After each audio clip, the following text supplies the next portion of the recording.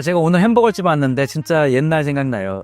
잔이라켓 제가 좀 좋아하는데 잔이라켓 맨하탄 지점에 여러 개가 있는데 거기랑 비용이가 많이 비슷해요.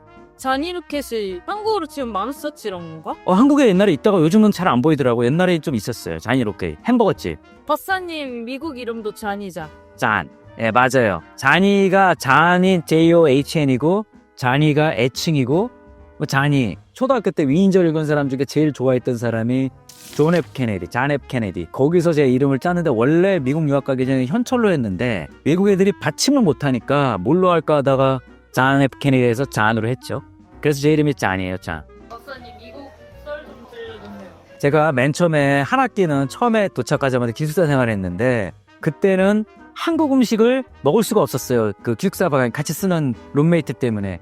그래가지고 햄버거만 먹었는데 정말 아침, 점심, 저녁 중에 점심, 저녁은 거의 햄버거를 6개월 내내 먹다 보니까 그때 6개월 만에 살이 7kg 쪘어요. 그러고 나서 도저히 내가 햄버거만 먹고 못 살겠다고 해서 아버지한테 부탁을 해서 스튜디오로 제가 이사를 갔어요. 한국 음식 먹고 싶어서. 방 하나에 음식할 수 있는 거. 그거 옮겼죠. 왜냐하면 27년 전만 해도 미국에서 기숙사에서 한국 음식 먹는 거는 못 먹었어요. 김치도 못 먹고 냄새 나니까. 그 같이 있던 기숙사 룸메이트한테 야, 너 라면 한번 먹어볼래? 했더니 라면을 못 먹었어요. 줬더니 두 젓가락 먹고 못 먹더라고. 근데 그때 그 충격이었어. 그래서 내가 기숙사에서 라면조차도 못 먹었어요. 겁나서. 내 애들한테 냄새 날까봐. 그래서 한국 식당을 찾아가는데 그것도 너무 힘들어서 결국 아버지한테 부탁을 해서 간신히 그냥 원베드 가서 제가 한국 음식 먹었죠. 지금 보면 아주 격세지감이죠. 지금 외국인들이 곱창도 먹을 뿐만 아니고 난 깜짝 놀란 게 청국장도 먹더라 외국인들이요. 그러면서 27년 전에 지금과 한국의 위상이 너무 많이 바뀌어서 김치 너무 좋아하고 저런 걸 옛날에 정말 먹는다는 건 상상을 할 수가 없었거든요. 그래서 예전에는 Are you Chinese? Are you Japanese? 코리아는 정말 맨 나중에 나왔어요. 근데 요즘은 오히려 한국 사람과 일본과 중국 사람들이 미국 사람 보면 좀 안 돼요 이제는. 그래서 그거를 보면서 우리 여기 구독자 여러분 젊으신 분들은 정말 그 북뽕이 뽕뽕 들어가셔도 좋을 정도로 우리나라가 너무 좋아졌다. 네, 그래서 너무 기쁘죠. 투자자분들이 들었으면 하는 미국에 대한 우리나라 경영학과에서는 손익계산서나 대처대표인데 우리 교수님은 그 당시 27년이었는데 현금흐름을 강조하면서 기업이 아무리 영업이익이 좋아가지고 실제로 현금흐름이 좋지 않으면 돈 버는 게 아니다. 나는 학부 전공이 정치외교이기 때문에 회계학을 여기 따로 공부한 게 없었거든. 그때 그 후에 나한테 큰 흐름이 됐죠. 근데 미국은 시험 위주가 아니라 계속 프로젝트 위주인데 그때 그거 하면 현금흐름표. 특히 잉여 현금흐름. 영어로는 프리캐시플로라고 많이 얘기하죠. 그거를 제가 많이 봐요. 성장하는 기업은 프리캐시플로가 다 네거티브입니다. 그렇기 때문에 제가 프리캐시플로만 좋다고 기업 보진 않아요. 무조건 기업은 매출 성장률이 제일 중요한데 그럼에도 불구하고 기업이 계속 현금흐름이 안 좋다. 그러면 한 번 정도는 의심을 하죠. 그래서 비상장사주들은 자꾸 외부 투자자를 많이 받는 거예요. 왜냐면 비상장사주들은 계속 현금흐름이 네거티브거든요. 근데 대신에 신사업 등에서 매출 그로수가 나오는 거.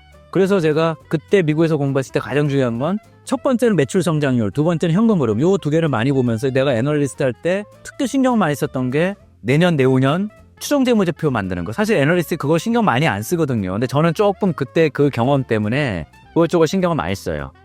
그러면은 몇 살 때 가셨어요? 제가 32살에 미국 나이에 갔죠. 왜냐면 은행 생활 하면서 제가 IMF 때문에 미국에서 공부하겠다 생각을 하게 됐어요.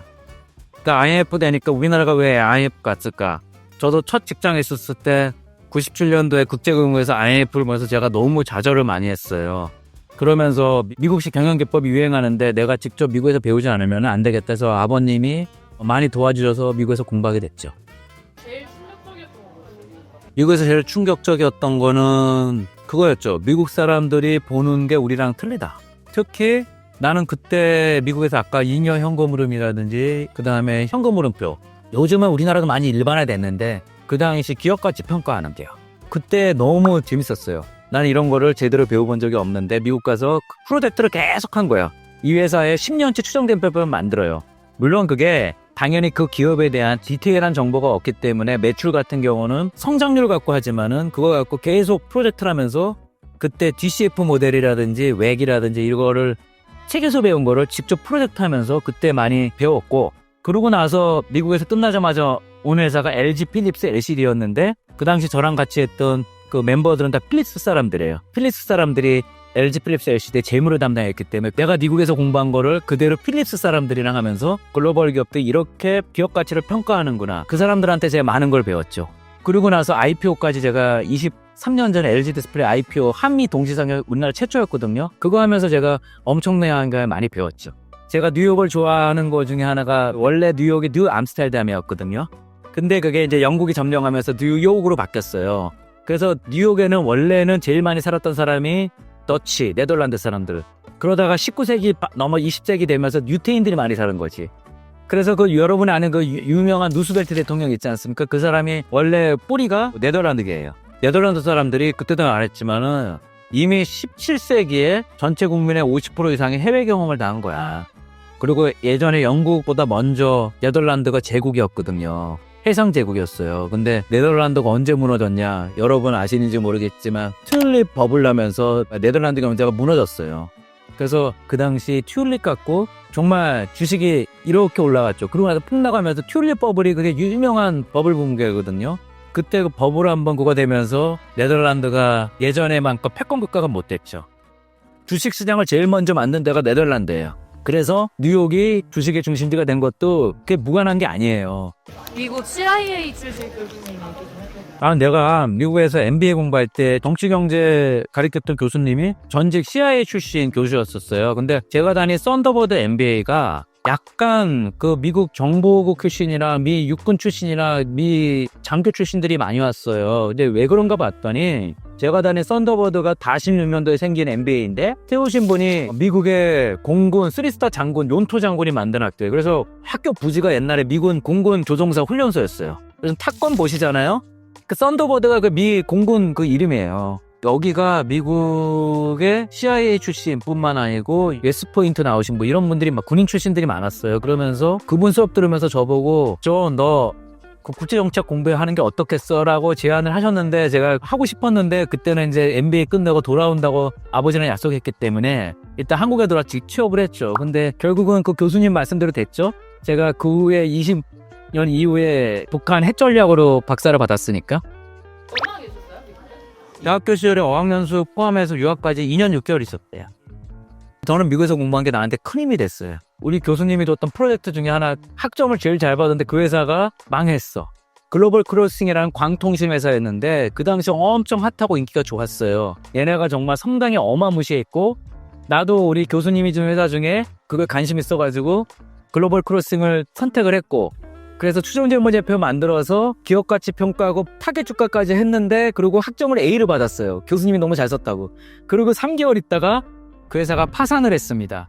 그 웬만한 IT 버블 나면서 완전히 미국이 깨졌는데 나스닥이 버블 깨질 때 아마존이 주가가 95%가 빠졌어요. 정말 어마어마하게 빠졌거든요. 그때 내가 많은 걸 배웠죠. 야, 이게 숫자만 갖고 회사를 볼 수가 없는 거구나. 내가 몰랐던 여러 가지 특히 IT 버블 깨지면서 이게 이렇게 무너질 거라고 상상을 못했는데 그때 제가 그 트라우마가 있어요. 회사를 볼 때 항상 현금 흐름이나 이런 거는 기본적으로 챙기고 들어가죠. 그때까지 제가 그거를 자세히 안 봤어요. 왜냐하면 글로벌 크로싱 회사를 다니지 않고 그냥 학문적으로만 분석을 했기 때문에 그런 실수를 했다. 그래서 제가 그 공부와 현실과는 괴리가 있고 그거를 최대한 줄이는 노력을 해야겠다는 게 저한테 가장 큰 교훈이었다. 그렇게 생각하고 있습니다. 3개월 뒤에 파산한 거 보고 뭐라 하셨어요? 교수님이 본인도 웃었죠. 교수님도 그 회사를 되게 좋아했기 때문에. 왜냐면 전도 유망했거든. 요즘으로 치면 AI 안 좋게 보는 사람들 중에 그때 트라우마 있던 분들이 그런 얘기를 하는 건데 저는 좀 달라요. 그때랑은 좀 다른데 그때는 글로벌 크로싱 사실 적자였어 회사가. 근데 매출이 나오니까 저도 잘 될 거를 믿었는데 그때 내가 좀 마음을 좀 왜 적자였어요? 투자를 많이 했으니까.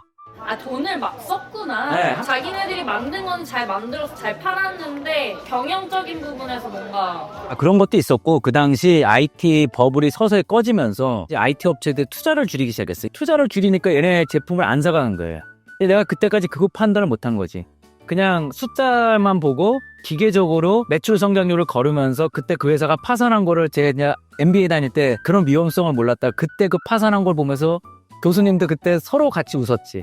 그러면서 내가 느꼈던 거는 남들이 좋다고 할 때 한 번 정도는 뒤돌아봐서 봐야 된다. 어느 순간 내가 좋게 보다가도 좀 아니다 싶으면은 조금 조심하는 게 글로벌 크로싱에서 배웠던 내 교훈이죠. 애널리스트 몇 살 때부터 하셨죠? 제가 LG 필립스 LCD 다녔는데 그 당시 LCD 주가가 엄청 좋았어요. 그런데 그 당시 테크 애널리스트가 되게 부족해가지고 저도 운이 좋게 신한투자증권 갔는데 그때 제 나이가 39이었어요. 한국 나이로. 그래서 그 당시 업계 최고령으로 애널리스트 시작을 했죠. 그게 가능해요?